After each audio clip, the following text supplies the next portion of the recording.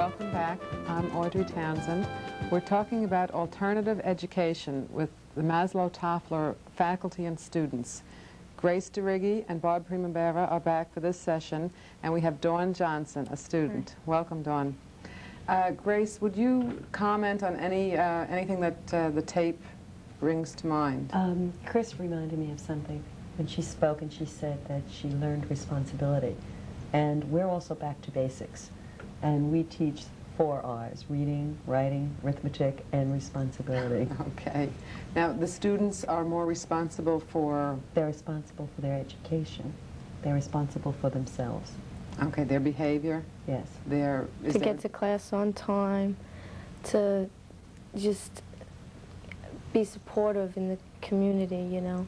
If someone needs something or needs someone to talk to, you know, they come and they talk to you, and you get to your classes on time. You don't need someone saying, well, if you don't go to class, you get detention or you're cutting out or anything.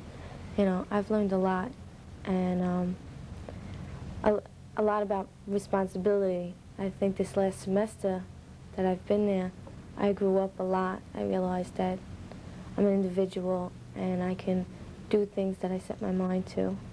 And I'm a very responsible lady. And I facilitated a class this, past semester, as Bob said, Scrabble English.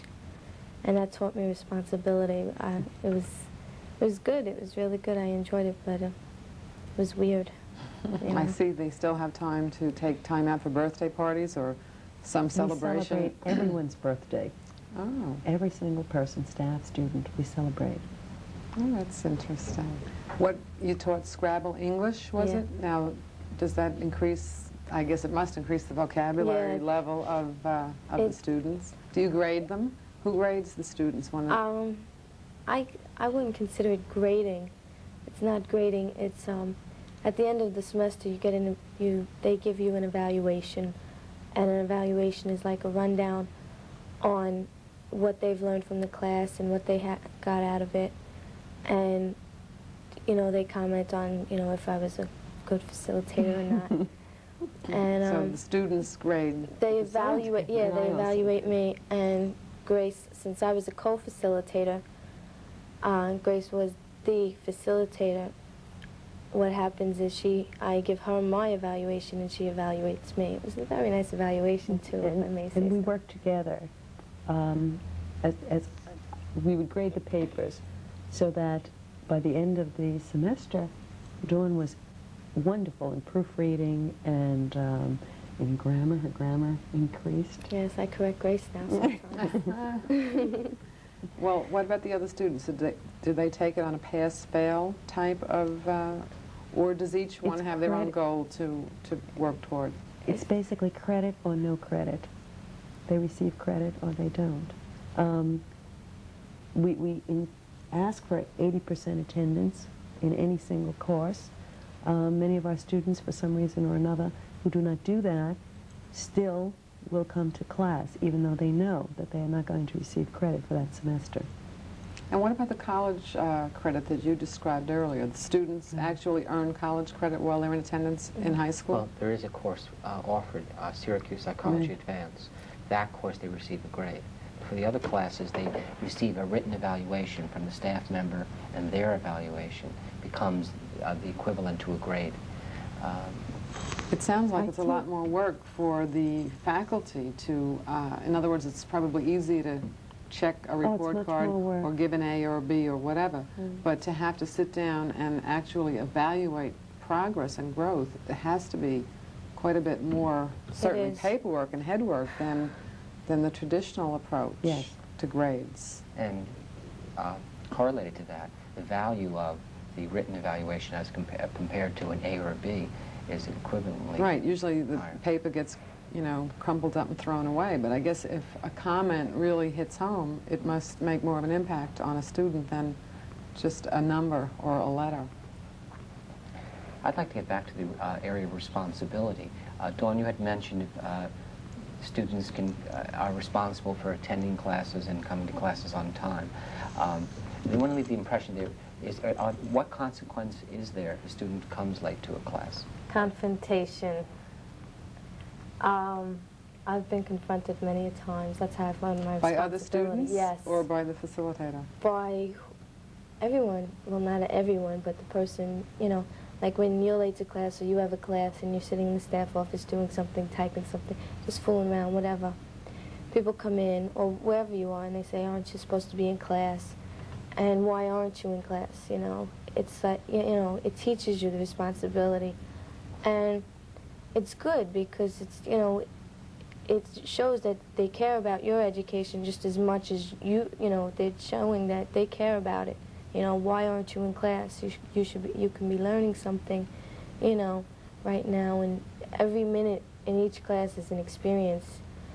And it just goes on and on. You learn something each minute you're in there, even if it's just 3-sentence conversation. You know, that's... What if there were a legitimate excuse for you not to be in class? Is that then permissible? You're confronted. You know, it's allowed, but... Your choice is still, if you've made a different priority, that you still will be absent. See, the crux of the matter is, it's each person's individual responsibility to earn the credit, to get the credit. 80% attendance is the minimum requirement in most classes. So you have the opportunity to spend 20% of your time either being sick or doing what you'd like. And it makes the choice is, if I'm going to be out of this class today, if I choose not to go today, will I still have the 80% attendance at the end of the semester? Well, in some ways what you're describing sounds as if the other students are assuming responsibility for each other's behavior, or... We are a community of learners, so that if Dawn is in my class and she's not there, she has something unique to give to the class, and that's how we would view it. We all are a community of learners. And just as it's important for me to be in my class so that, you know, something I might, you know, something they might say have an impact on me, just as well as if I were absent, something I might have to say would, you know, have an impact on them. We're learning from each other as well as, you know, just basic things, you know, and that's what it is. You're learning from each other and experiences, and try and help, you know, like if someone had an experience that you've had, and whatever, it goes on, you know, and it's great. Now, this is part of the Brentwood school system. How is this school viewed by other staff, by the faculty at the traditional type high school? Or can you answer that? Maybe that's not a fair question. No, it's a very fair question. There are different approaches to education. I think most educators are aware that there need to be different approaches for different students. There's not only one way to educate a person. And there are some staff who know nothing about the program, not familiar with the program. There are staff who've been visited often and have seen the program, come down a lot to see what's going on. So the gamut of response from staff is the same as with the public. People who know nothing about the school and people who are very interested and keen on becoming involved in the school. Do the students here participate in the regular sports program, for example? Might they be on the football team or whatever, the soccer team? So you're not large enough, I guess, to have your own intramural program. Well, so I guess you're just, it's an option for them to... If they want to, right. But being that we are alternative, it isn't that we necessarily have extracurricular. Right. In other words, you're still part of the same total whole. Our school is an explorer's post, the entire school. Yes, everyone in the school belongs to explorer's post. And last year we won several medals in the explorer post Olympics. The explorer post is what? The Boy Scouts of America. And the girls are members also? We are all members. Oh. The entire school, the secretaries, the aides. That's an alternative also. That's not, I guess, open. So we participated in those sport events. Now, do some of the students maintain outside jobs and get credit for that, like a work study type Yes, of we have work program? experience, right. Okay, what about, say, that art exhibit that we saw? That was an art contest, I presume. Were those students, they had all learned art in the school, or might this have been something that they just had been doing since they were little children and just entered the contest? In other words, you have regular art classes there that culminate in an exhibit? We did this semester. Yes, but what they have said is that they never drew before or painted before. So they actually learned for the first time. They were, Yes. Okay. Any other kinds of dramatic arts? You mentioned before something about... We have children's theater, Very which active. is very important. The Children's Theater this year has been very active. We work, I've developed a theater group that puts on plays for children, and we've developed a repertoire, and we've gone to all the elementary schools in the district. And we're now in the process of training 6th grade children to develop their own pilot theaters in their own schools. So that's very exciting, and the feedback of my students and the students we service is very, you know, energized. So. The types of plays that you put on, are they original plays that your students might write, or are they just plays that are already We've in? done original stories, but we basically try to gear it towards reading. So we take children's books and adapt them into play form. Mm-hmm. And this way, if the child sees the play and they enjoy the play, they could also have access to the book in which the play is based on.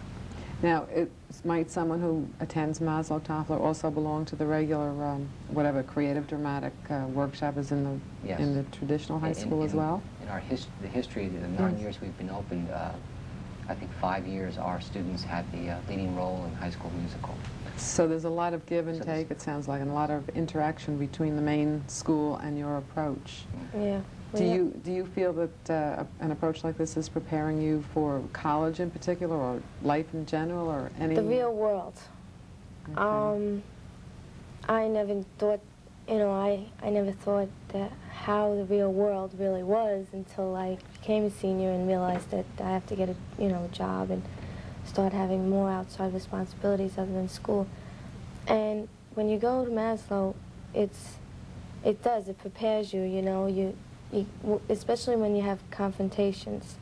It's like there's always, you know, there always is someone that walks up to you and, you know, like if they're concerned about you, they say it, and sometimes you know, you shy away and you're like, this teaches you how to deal with it and how to, you know, you're honest, you're open. And I think that's the way you should be in the real world, and maybe there's a lot that Maslow can teach people, you know. It teaches them how to care, and that there is people that share feelings and care about one another and are able to have a good time no matter if there's you know, 7 people or if there's 30 people. You know, it's good, it really is. It sounds like dealing with emotions is a big part of the curriculum, which traditional schools tend to almost ignore, if not try to put down. We educate the whole person. Okay. I can't believe it. We're just about out of time. Thank you, Grace, Bob, and Dawn.